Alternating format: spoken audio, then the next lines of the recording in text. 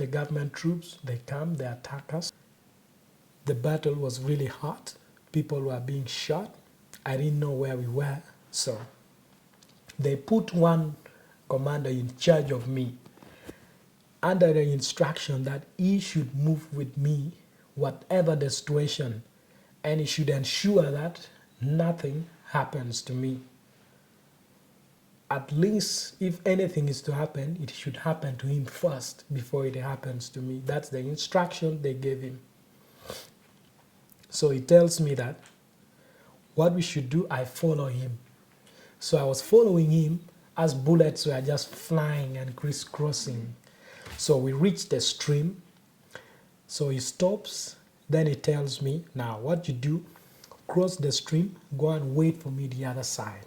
So without wasting time, I ran, I go across, but as soon as I reach across, the gunship emerges from the other side where I'd crossed to, just firing bullets at people. So I was cut off from the main group somehow. And the gunship dropped a bomb just in the stream, but I'd already crossed. So what I did, I just went and hid myself in the undergrowth. So I just stayed there as I could hear countless gunshots and bombings. And I don't know what happened, but a tree branch, I don't know whether it was hit by a bullet or bomb, whatever it is, it just fell and covered me even more. So I stayed there. Now, when the gunship had gone, most probably to reload, and the soldiers, maybe they were trying like to get ready for another session of battle. Okay. The LRA rebel, they begin to proceed across the stream where they were headed to. So at that very point, I could see everyone running. So I got up. I wanted to join them. Then something came like an intuition telling me that just get back to where you were. So I just laid in the undergrowth, just seeing how they could move. So I laid still until they all passed, and there was dead silence in the forest. Now, this commander who had been put in charge of me soon realized that I was missing. So as I was lying down, he comes back and begins to call me, saying, "Buddy, buddy," kind of whispering it. Okay. From inside, I was answering him, saying, "Lafogne," something like yes, I could say. Then he was talking very, in a way that was trying to, like he was a friend trying to help me, to get me saved. That please, wherever you are, come out, let us go, in a very calm and mild manner. Let us go. The soldiers are coming. They'll kill you. Come, let us go. People will leave us. We will get killed.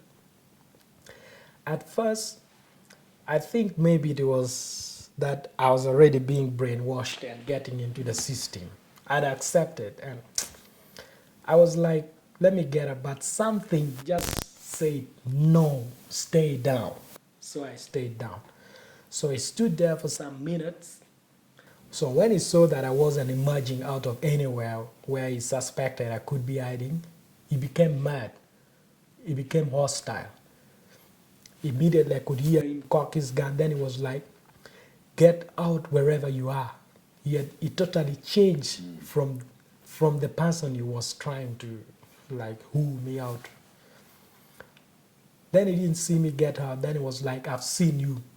Get out or I shoot. With that, I was like, shit, he has seen me. So I began to get up. So as I got up, I reached like a point somewhere. I decided to look in that direction where I was hearing the voice. What do I see? I see him turning his back to me, pointing his gun in the opposite direction. I was right behind him. Then inside me, I was like, stupid, I'm going home. Then I just went down. I knew he was trying to scare me from wherever I was so that he could take me. So when he stood there, another colleague of his came asked him, what are you waiting for? The mobile forces are approaching. Then he told him, you see, there's this padre. He's nowhere to be seen. I think he's hiding somewhere here. Then the colleague was like, no, that boy, he's already one of us. He can't escape. I think he hasn't. This is actually the worst battle he has ever seen. Maybe he got scared and he's ahead. Let us go. So they ran. I stayed there for something like 10 minutes. I had the mobile forces coming. So the soldiers were moving in 2 lines. But I could hear one line coming exactly where I was from behind. So when I decided to look back from the undergrowth, I saw them ready for battle. I could hear their commander instruct them in Kiswahili, but I didn't know the language. So I thought that maybe this is the end. I'm dying here. Because if I were to get up, my thinking was they would think that was a trap and would just respond with bullets. Again, I tried to look back. Still, they were coming where I was. So what I did, I just made the sign of the cross. Then I just laid, just waiting for a bullet, because I knew the one that would step on me would just, but I don't know how it happened. He just stepped almost on my head. As I laid, his boots landed here and I saw, and they began passing. I was in the middle, 2 lines of soldiers. I was just so. The more they passed, the more they covered me. So I laid there until they passed, all in big number. So after they had gone, I got up. I found a jerry can which was abandoned, of course. I took it, so I fetched some water from the stream, not knowing where I was, which day it was, where I'm going to.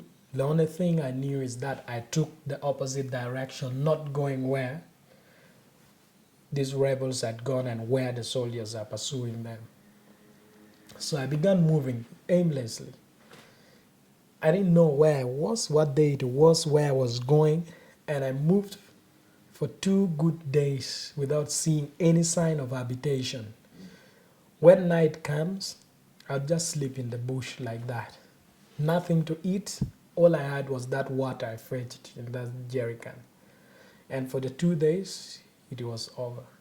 The second day, it terribly rained almost the whole night. In the morning, I was just too weak. The third day I moved, no sign of habitation. I found a small path, something which had been used like, let me say, 5 years ago. It went, but reaching somewhere it had overgrown. The shoes which they had given me from there were all torn. I became barefooted, a lot of thorns. My foot was swollen, a lot of wounds. So I sat somewhere, a tree which had fallen down. I sat on it and I was like, maybe I made a very big mistake. It would have been better if I remained with the Lord's Resistance Army. Now I got away from them. I'm here, nothing to eat, at least with them, however little or poor the food was, at least I would have something to eat, which would give me strength, not completely nothing. So as I sat there, immediately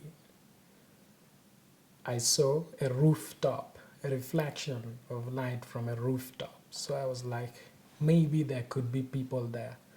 So I hurried. On reaching there, I found a primary school which had been abandoned. The windows were broken, the doors were broken, the desks were in the classroom broken, the school compound had overgrown. So, being tired, I got into the classroom and I slept on the desk. As I was dreaming, I could hear someone waking me up. Then I began thinking, who could this be? On waking up, I see a man in a military uniform pointing his gun at me. Then I thought to myself, now have I been caught again or what? Then he asked me that, who are you? I gave him the same response. I was like, who are you? Then he told me, I'm a government soldier and we are working in this area. Then I told him I'm a seminarian. My name is Stephen Raphael. I was abducted from Sacred Heart Minor Seminary, Lacho. Then immediately he put his gun back. Then he was like, great. In fact, we have been instructed that if we get any of you, we take very good care of you.